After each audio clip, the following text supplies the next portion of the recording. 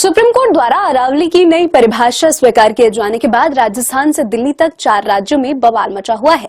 राजस्थान के पूर्व मुख्यमंत्री अशोक गहलोत ने सेव अरावली कैंपेन शुरू कर दिया है। कई भाजपा नेता भी इस मामले में अपनी ही सरकार को घेर रहे हैं। कई शहरों में प्रदर्शनकारी सड़क पर डटे हुए हैं। इस बीच केंद्रीय पर्यावरण मंत्री भूपेंद्र यादव ने साफ कहा है कि भ्रम फैलाना बंद करें। अरावली के कुल 1.44 लाख वर्ग किलोमीटर क्षेत्र में मात्र 0.19% हिस्से में ही खनन की पात्रता हो सकती है। बाकी पूरी अरावली संरक्षित और सुरक्षित है। सुप्रीम कोर्ट के हाल के एक फैसले ने अरावली पहाड़ियों को लेकर पर्यावरणविदों और आम जनता के बीच बहस छेड़ दी है। इस फैसले को 100 मीटर का फैसला कहा जा रहा है, जिसमें यह साफ किया गया है कि अरावली इलाके में 100 मीटर से कम ऊंचाई वाले पहाड़ी को अपने आप जंगल के तौर पर क्लासिफाई नहीं किया जा सकता है। केंद्र सरकार के अनुसार सुप्रीम कोर्ट ने समिति की उस सिफारिश को स्वीकार किया है जिसके तहत संरक्षित क्षेत्र, eco sensitive zone, tiger reserve, आर्द्रभूमि और इनके आसपास के क्षेत्रों में खनन पूरी तरह रोक रहेगी।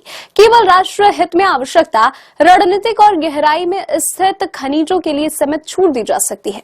सरकारी और तकनीकी अध्ययनों के अनुसार राजस्थान में मौजूदा अरावली की करीब 90% पहाड़ियां 100 मीटर की ऊंचाई की शर्त पूरी नहीं करती हैं। इसका मतलब यह हुआ कि राज्य की केवल 8 से 10% पहाड़ियां ही कानूनी रूप से अरावली मानी जाएंगी, जबकि शेष लगभग 90% पहाड़ियां संरक्षण कानूनों से बाहर हो सकती हैं।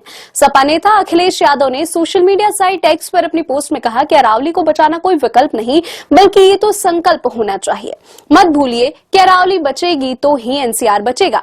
अरावली को बचाना अपरिहार्य है क्योंकि यह दिल्ली और एनसीआर के लिए एक प्राकृतिक सुरक्षा कवच है, या कहें कि कुदरती ढाल है। अरावली ही दिल्ली की ओझल हो चुके तारों को फिर से दिखा सकती है, पर्यावरण को बचा सकती है। अरावली पर्वतमाला ही दिल्ली के प्रदूषण को कम कर सकती है और बारिश पानी में अहम भूमिका निभाती है। अरावली से ही एनसीआर की जैव विविधता बची हुई है। जो वेटलैंड गायब होते चले जा रहे हैं, उन्हें यही बचा सकती है। गुम हो रहे परिंदे को वापस बुला सकती है। अरावली से ही एनसीआर का तापमान नियंत्रित हो सकता है।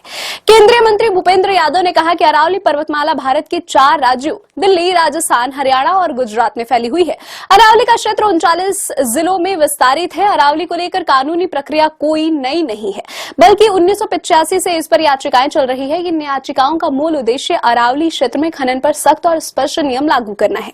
इसका सरकार पूरी तरह समर्थन करती है। उन्होंने यह भी स्पष्ट किया कि सरकार का मकसद किसी तरह का विकास योजना नहीं, बल्कि प्राकृतिक विरासत, पर्यावरण संतुलन और भविष्य में पीढ़ियों को सुरक्षा सुनिश्चित कराना है।